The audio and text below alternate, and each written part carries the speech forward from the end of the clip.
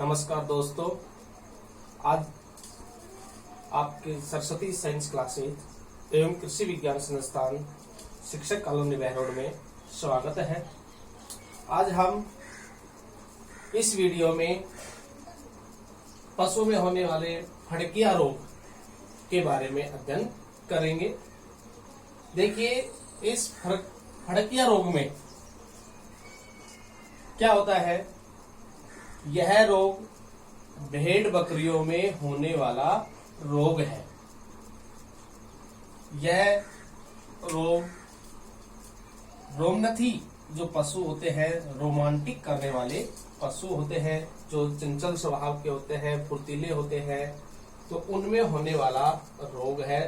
तो ये रोमनथी जो पशु होते हैं वो भेड़ बकरी आदि होते हैं, क्योंकि ये अधिक फुर्तीले होते हैं।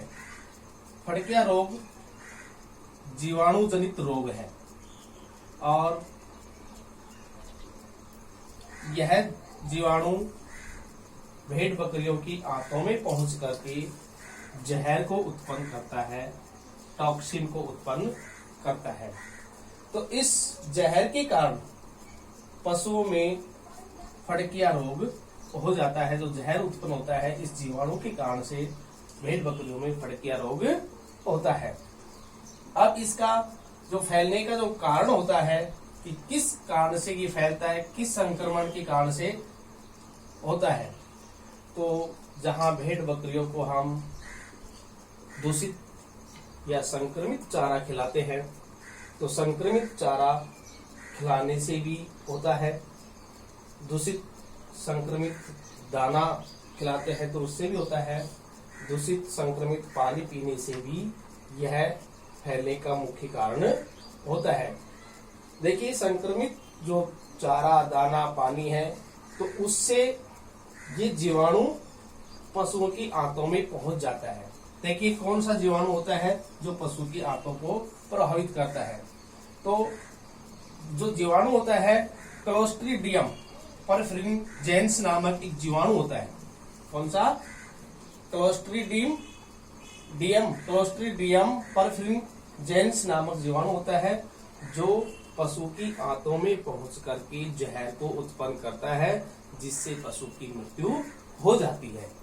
यानी कुछ समय ही लग पाता है जिससे पशु की मृत्यु हो जाती है। तो यह जो जीवाणु पाए जाते हैं ये दूषित चारा, दूषित दाना, दूषित पानी में अधिक होता है। तो ये पशु की आंतों में पहुंच अधिक रहता है। और जब पशु एक स्थान से दूसरे स्थान पर जाता है तो गोबर जो करता है, तो गोबर के माध्यम से जहां पशु चरता है, चारागाह है, वहां दूषित कर देता है, उसको संक्रमित कर देता है। दूषित पानी को कर देता है। तो चारागाह और पानी के जो स्रोत होते हैं, जैसे तालाब है, जोड़ है या अन्य जो एनीकट बने हुए हैं, तो वहां पर ये पानी पीते हैं, वहां गोबर करते हैं, तो वो पानी भी संक्रमित हो जाता है। अब इस रोग की जो कारक है, किस कारक के माध्यम से ये जीवाणु फैलता है, ये फड़किया रोग होता है। तो क्लोस्ट्रीडियम परफ्रिंजेंस नामक एक जीवाणु होता है और इस जीवाणु के द्वारा ही यह फड़किया रोग फैलता है। ये कई बार पूछ लिया जाता है कि भेड़ बकरियों में होने वाला जो रोग है वो किस जीवाणु के द्वारा फैलता है। तो क्लोस्ट्रीडियम परफ्रिंजेंस नामक जीवाणु के द्वारा ये फैलता है। इस जीवाणु की अनेक प्रजातियां होती है, विभिन्न प्रजातियां होती है। तो वो जो कौन कौन सी प्रजातियां हैं वो है क्लोस्ट्रीडियम परफ्रिंजेंस ए, क्लोस्ट्रीडियम परफ्रिंजेंस बी, सी, डी व ई। ये इसकी प्रमुख विभिन्न प्रजातियां होती है। और इनमें से जो डी प्रजाति है, कौन सी? डी प्रजाति है क्लोस्ट्रीडियम परफ्रिंजेंस। जो जीवाणु की डी प्रजाति है, यह सबसे घातक प्रजाति होती है, सबसे घातक प्रजाति है। और यह किस पशु को ज्यादा प्रभावित करती है? भेड़ और बकरियों को ज्यादा प्रभावित करती है। यानी कि यह डी प्रजाति है भेड़ बकरियों को अधिक प्रभावित कर देती है। किस अंग को प्रभावित करती है? पशु है तो उसके आहार नाल में प्रवेश करता है और आहार नाल में प्रवेश करके आंतों में वह विष को उत्पन्न कर देता है, जहर को उत्पन्न करता है, टॉक्सिन को उत्पन्न करता है। तो आहार नाल के माध्यम से प्रवेश करके विष फैलाता है। ये इसका प्रमुख जो प्रभावित अंग है उसको प्रभावित कर देता है। इसके क्या लक्षण होते हैं? फड़किया रोग के लक्षण क्या होते हैं जो पशुपालक को दिखाई देने चाहिए ताकि पशुपालक समय रहते उसकी रक्षा कर सके? तो पेट दर्द का होना, यानी कि पशु के अंदर पेट दर्द होता है, बार बार उठता बैठता है, तो ये इसका लक्षण होता है। पशु को आफरा आ जाता है और सांस लेने में तकलीफ होती है। आफरा आता है तो पेट फूल जाता है और सांस लेने में भी तकलीफ होती है। दांत किटकिटाना है, यानी कि पशु दांतों को किटकिटाता रहता है। आंखों से आंसू निकलते हैं और मुंह से झाग भी निकलना प्रारंभ होता है। तो आंखों से आंसू और मुख से झाग निकलना प्रारंभ होते हैं। पैरों में ऐंठन हो जाती है, पशु पड़ जाता है, पैरों में पशु पड़ता है या फिर आसानी से खड़ा नहीं हो सकता है, तो क्योंकि उसके पैरों में ऐंठन है। अगले पैरों के घुटने के बल पर वो चलने की कोशिश करता है, क्योंकि शरीर उसका साथ नहीं दे पाता है। तो इस कारण से भी पैरों में ऐंठन, अगले पैरों के घुटने के बल चलना होता है। खूनी दस्त लग जाते हैं और लेटे लेटे पशु को खूनी दस्त लगेंगे, कमजोर हो जाएगा और लेटे लेटे साइकिल की तरह पैरों को चलाता है और कुछ समय बाद ही उसकी मृत्यु हो जाती है। और इस प्रकार से ये फड़किया रोग के लक्षण दिखाई देते हैं। अब इसके बाद में जो फड़किया रोग होता है इसका हमें क्या उपचार करना चाहिए? तो फड़किया रोग की जो उपचार होता है तो उसके लिए हमें डेक्सोना होता है, ये इंजेक्शन है, इसका 3 ml का इंजेक्शन पशु को लगवाना चाहिए। और एंटीबायोटिक इंजेक्शन जो होता है ऑक्सीट्रेटासाइक्लिन, एंटीबायोटिक इंजेक्शन ऑक्सीट्रेटासाइक्लिन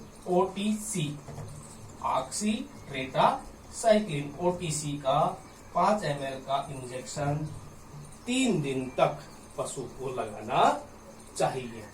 इसके अलावा पेट दर्द है, ऐंठन है, पेट में ऐंठन उठ रही है, तो उस ऐंठन को कम करने के लिए, पेट दर्द को कम करने के लिए डाइक्लोमीन हाइड्रोक्लोराइड 3 ml का इंजेक्शन चिकित्सक के द्वारा दिलवाना चाहिए। और मांसपेशियों में अकड़न होती है तो उस मांसपेशियों का जो खिंचाव होता है, अकड़न होती है, तो उस अकड़न को दूर करने के लिए न्यूरोबियोन 3 ml का इंजेक्शन लगवाना चाहिए। तो इस प्रकार से फड़किया रोग का ये उपचार करना चाहिए। और इसके जो हम प्रारंभिक जो बचाव कर सकते हैं जिससे पशुओं में फड़किया रोग नहीं हो, तो उसके लिए क्या बचाव करना चाहिए? तो सबसे पहले हमें जो बचाव करना चाहिए वो ETV का टीका होता है, तो यह पशु को लगवाना चाहिए। मृत पशु होते हैं तो उस मृत पशु को गाड़ देना चाहिए, अन्य स्थानों को दूर ले जाकर के उनको गाड़ देना चाहिए। और मृत पशु का जो श्राव होता है, उसका बिछावन होता है, पुआल होती है, घास होती है, तो उसको जला देना चाहिए। इसके अलावा जो बीमार पशु हैं, बीमार पशुओं को स्वस्थ पशु से अलग रखना चाहिए ताकि स्वस्थ पशु उस फड़किया रोग से संक्रमित नहीं हो। तो इसलिए बीमार पशु को अलग रखना चाहिए स्वस्थ पशुओं से। रोगग्रस्त जो चारागाह है, जहां पशु चरने के लिए जाता है और वो संक्रमित रोगी पशु के जो श्राव है, गोबर है, तो उससे जो चारागाह दूषित हो जाता है, तो ऐसे स्थानों पर पशु को चराने के लिए नहीं ले जाना चाहिए। ETV D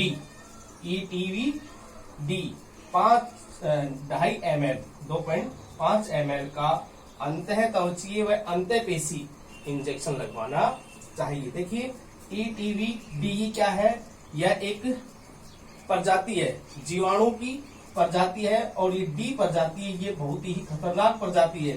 तो इसलिए पशु के अंदर ETV D 2.5 ml का इंजेक्शन अंतःत्वचीय व अंतःपेशीय लगवाना चाहिए। तो इस प्रकार से हम पशुओं को फड़किया रोग से बचा सकते हैं। तो दोस्तों, इस चैप्टर के अंदर पशुओं में होने वाले विभिन्न रोगों के बारे में अध्ययन किया है, और इस रोगों से संबंधित हम जो क्वेश्चन बनते हैं वो सारे क्वेश्चन आपको कलेक्ट करके आपको लिखवा दिए जाएंगे, और उनके आंसर है वो अपनी नोटबुक में तैयार करके और संबंधित जो नंबर आपको दे रखे हैं, व्हाट्सएप नंबर दे रखे हैं, उसके आंसर शीट को सेंड करना है। आज के इस वीडियो में इतना ही है। धन्यवाद, नमस्कार।